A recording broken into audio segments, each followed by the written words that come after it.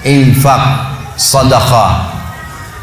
Harus kita ubah nih satu kaidah kapitalis yang mengatakan menabung pangkal kaya.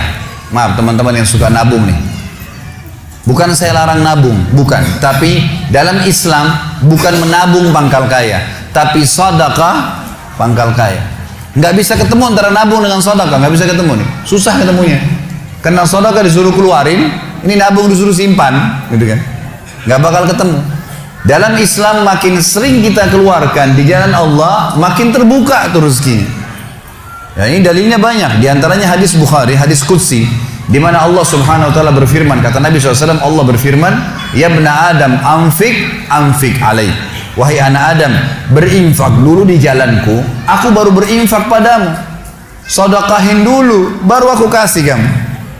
Jadi ini kata kuncinya, makin sering keluarkan maka makin bagus. Makin bagus yang kita kasih, ya, makin sempurna balasan dari Allah. Coba renungi perkataan Urwah bin Zubair rahimahullah, seorang ulama tabi'in yang masyhur.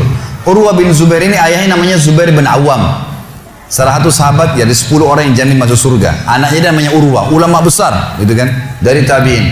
Urwah mengatakan, janganlah seseorang di antara kalian memberikan untuk Allah, keluarkan di jalan Allah sedekah, sesuatu yang dia malu kalau dia berikan kepada pemimpin satu kaum. Begini maksudnya. Saya ingin tanya teman-teman, coba renungin dan jujur jawabnya ya. Kalau seandainya Anda tiba-tiba diundang oleh, saya nggak tahu nih, di Bali ini apa? Wali kota ya? Diundang oleh wali kota. Baik, bapak ini atau ibu ini diundang ke wali kota, ditelepon khusus, datang ya ke kantor saya besok, dan tolong beliin saya buah. Pesan beli buah. Kira-kira teman-teman sekalian, pada saat wali kota pesan buah dari Anda ini, beli buahnya di mana? Di pasar kaki 5 kah? Emperan jalan? Masuk supermarket. Cari buah yang biasa-biasa saja atau buah yang paling bagus? Kalau ada sedikit rusak, kulitnya tercoret atau mungkin terkelupas, dimasukin nggak?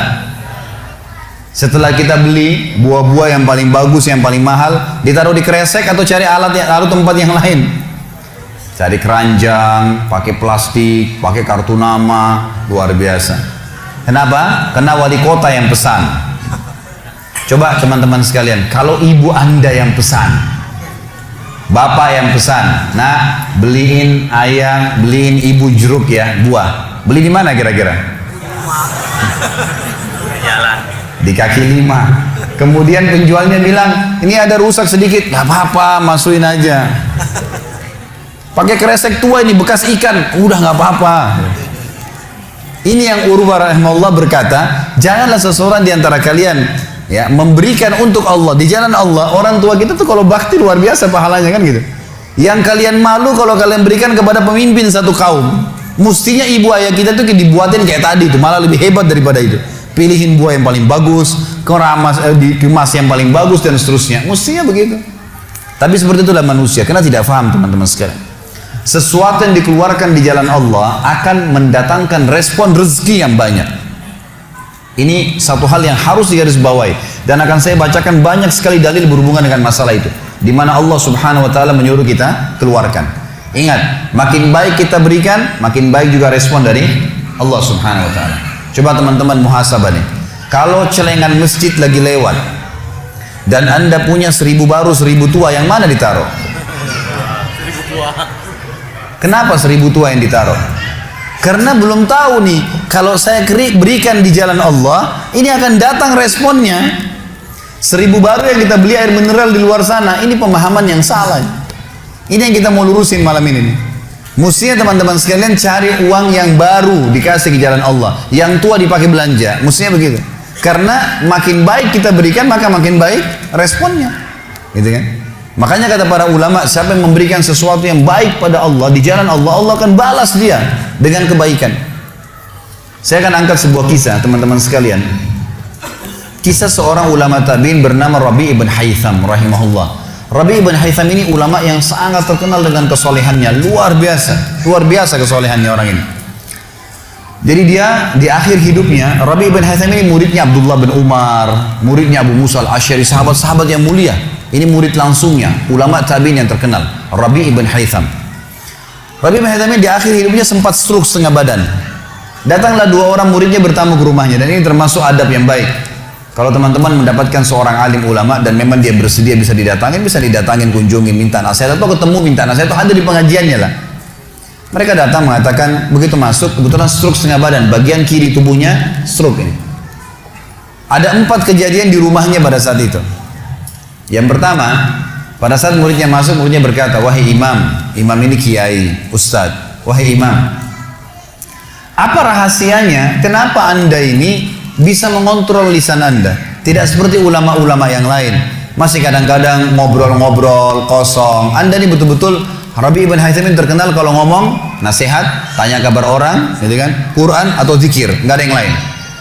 Ini itu saja 4 tuh dari lisannya, nggak ada yang lain, luar biasa. Kalau bukan nasihat orang, tanya kabarnya orang lain, gitu kan, apa kebutuhan mereka, kemudian berzikir atau baca Quran. Gitu. Ini masuk dalamnya zikir adalah doa. Maka dikatakan apa sih, murid-muridnya bilang apa rahasianya anda melakukan seperti ini? Dan ini saya sempat angkat di khutbah Jumat kita kemarin, potongan kisah ini.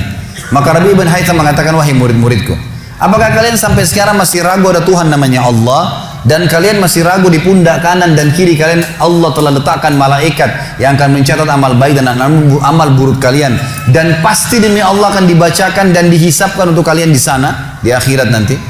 Artinya saya bisa mengontrol lisan saya karena saya tahu Tuhan saya selalu melihat, dan ada malaikat yang mengawasi, tidak pernah tidur nih, 24 jam terus mengawasi, baik dicatat buruk dicatat.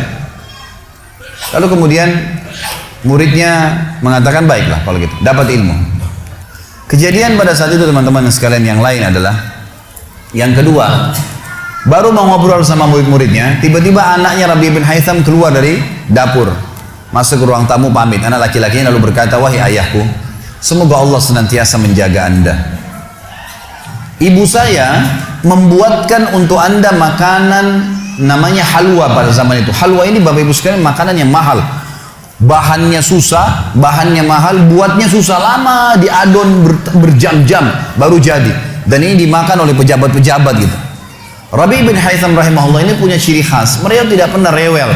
Di rumahnya dihidangkan makan apa sama istrinya, dimakan sama dia, baik sekali orangnya. Udahlah, dunia dilaluin sama dia begitu saja.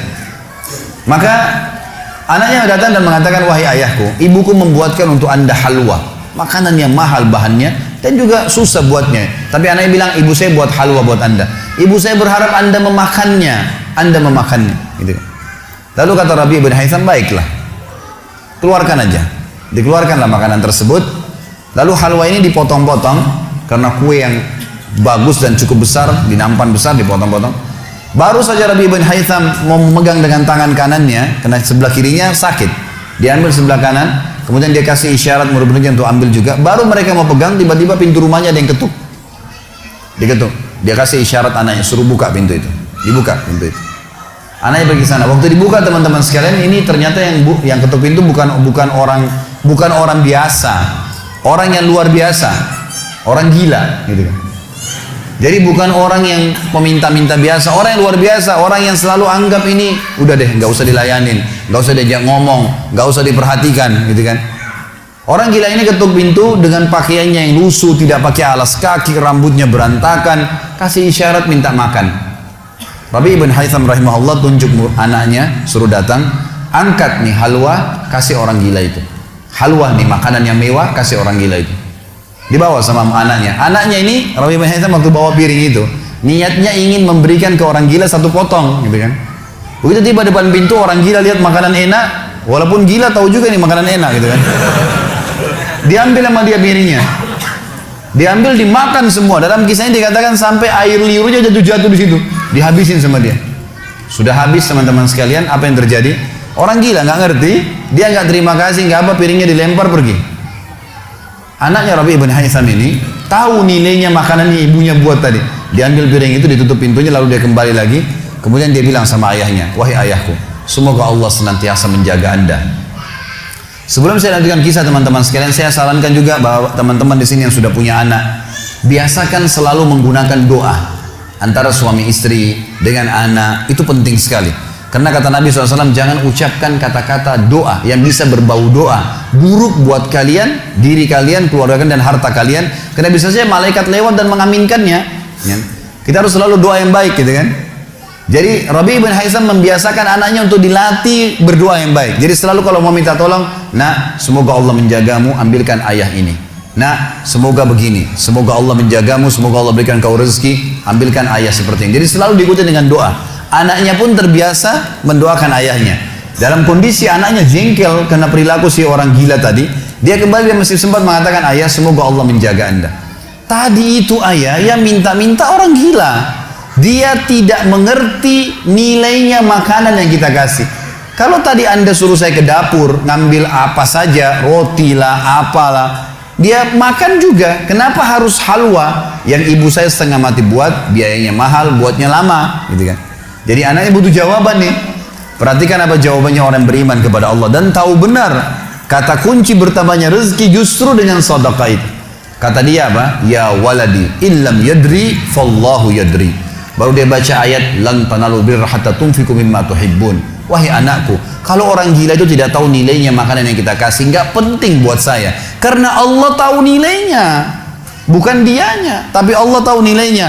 Dan ingatlah firman Allah, kalian tidak akan mendapatkan, gitu kan? Kalian tidak akan mendapatkan balasan sempurna daripada sedekah kalian sampai kalian menginfakkan apa yang paling kalian cintai. Saya suka halwa itu, tapi disuruh kasih. Teman-teman sekalian, pelajaran luar biasa dari kisah ini. Pernah nggak kita berpikir berikan makan orang gila? Kadang-kadang subhanallah kita lihat orang gila ambil di sampah, kita biarin, nggak mau dilihat. Kalau kita nggak kasih makanan dia, siapa yang akan kasih makan? Dan Allah tetap menilai kita dan sesuai dengan niatnya. Innamal a'malu binniyat. Termasuk saya pernah jelaskan ke jamaah saya di pengajian, kalau ada orang datang ke masjid kita ini sekarang bawa proposal, teman-teman sekalian, nih proposal saya mau bangun masjid, butuh bantuan 1 miliar, kita nyumbang semua, terkumpul 1 miliar. Sebulan kemudian kita tahu orang itu dusta, rugi kah kita? Tidak rugi sama sekali. Kita akan dapatkan pahala bangun masjid walaupun masjidnya belum dibangun.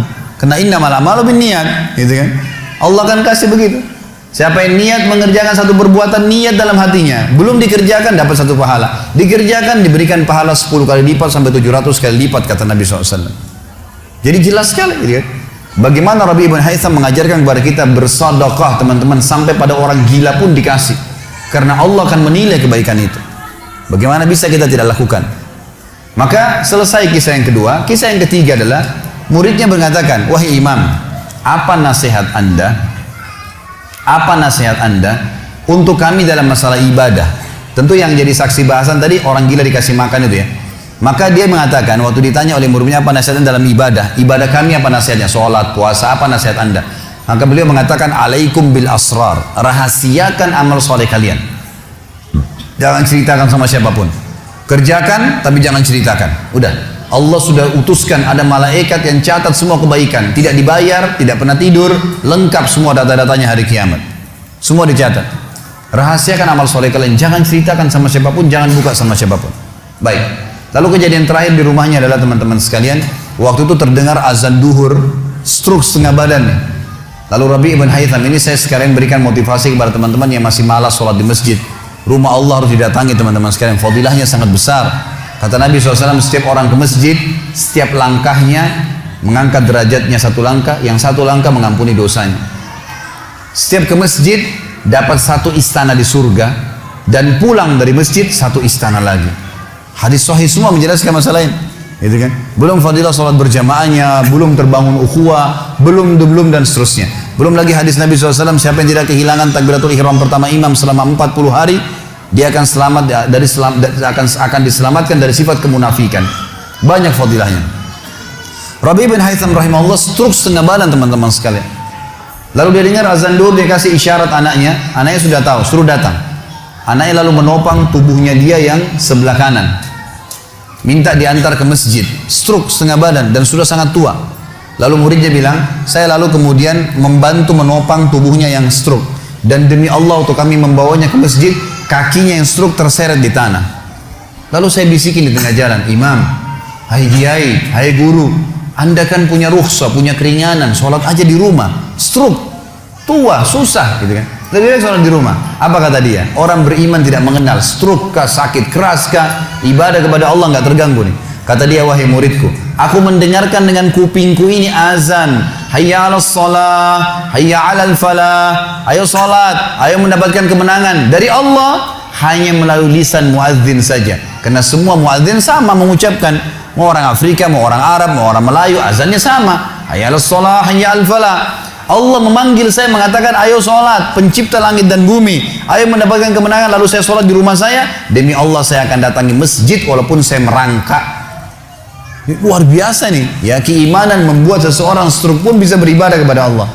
Tapi dari kisah kita, ya, dari 4 kejadian di rumah Rabi' ibn Hasan adalah bagaimana dia bersedekah kepada orang fakir miskin tadi. Ada riwayat Bukhari yang lain teman-teman sekalian berbunyi, kata Nabi SAW dulu di zaman Bani Israel ada 2 orang. Di zaman Bani Israel ada 2 orang.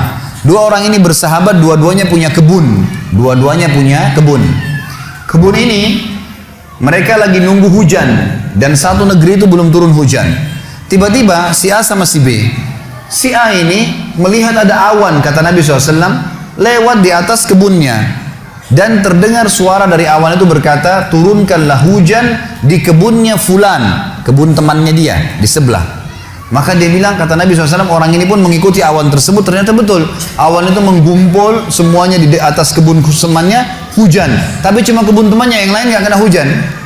Maka Nabi SAW mengatakan, dia pun bertanya pada temannya, apa yang kamu lakukan dengan kebunmu? Sampai di musim panas seperti ini pun Allah masih menurunkan hujan untuk kebunmu saja. Apa yang dia bilang? Dia bilang, saya membagi keuntungan dari usaha saya ini menjadi 3. Keuntungannya bukan modal. Sepertiganya saya infakkan di jalan Allah, langsung saya keluarkan. Sepertiganya lagi saya tambahkan ke modal. Sepertiganya lagi saya gunakan untuk keperluan keluarga saya. Jadi ternyata teman-teman sekalian, sedekah itu betul-betul sangat luar biasa. Membuka pintu rezeki, jadi makin dikeluarkan, makin royal, makin datang. Saya sarankan teman-teman kalau bisa ikutin ceramah saya di YouTube, ada tentang Abdurrahman bin Auf, sahabat Nabi, serial sahabat. Kita sudah membahas 9 sahabat, Abu Bakar, Umar, Uthman, Ali, Talha, Zubair, kemudian Abdurrahman bin Auf, Talha bin Ubaidillah, terakhir itu Sa'id bin Zaid. Dan insya Allah hari Sabtu depan ini akan ada tablik akbar sahabat yang ke-10, Abu Ubaidah bin Jarrah. Abdurrahman bin Auf salah satu sifat ciri khasnya, semua sahabat suka bersedekah, tapi Abdurrahman ini luar biasa dalam sedekah, luar biasa. Beliau pernah kedatangan keuntungan 1 peti emas di satu malam, gak bisa tidur, gelisah. Istrinya tanya, kenapa Abdurrahman? Dia bilang, saya gak bisa tidur nih, belum pernah ada keuntungan sebesar ini. Kata istrinya, lalu apa keinginan? Dia bilang, saya ingin keluarkan jalan Allah, saya gak mau simpan di rumah saya malam ini, ya, gak mau nabung. Kalau kita subhanallah baru untung 1 juta sudah antri sejam di bank gitu kan. Ini nggak mau nabung, keluarin malam ini, sedekahin semua untuk fakir miskin. Gitu.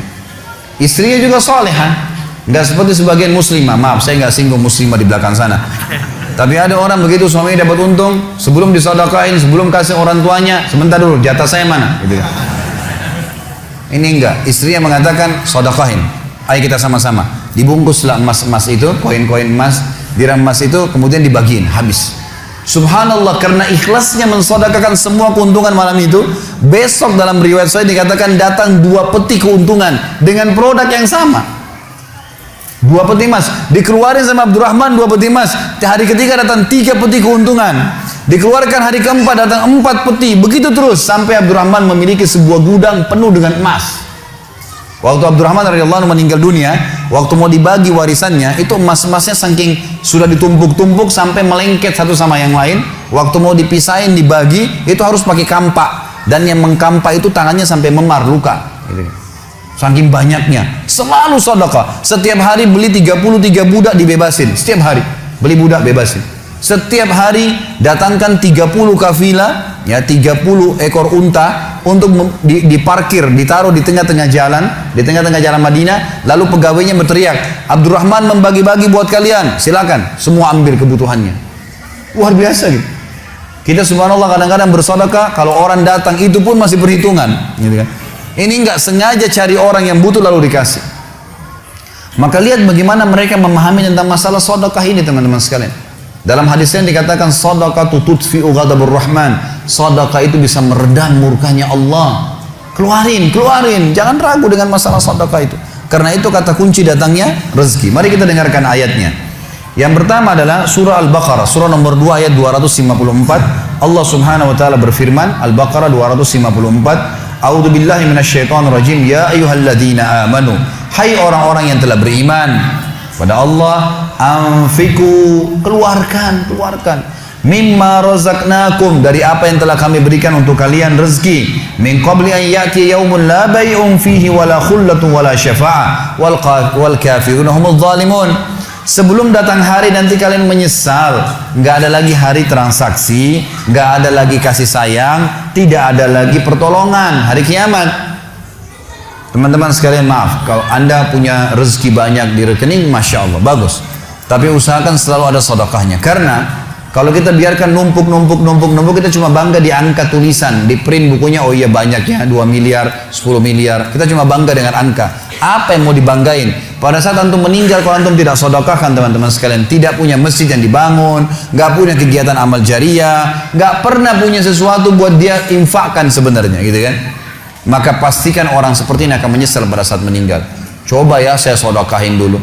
Makanya kata Nabi SAW, hartamu yang sebenarnya, harta yang kau sedekahkan selama kau hidup, itu harta sebenarnya.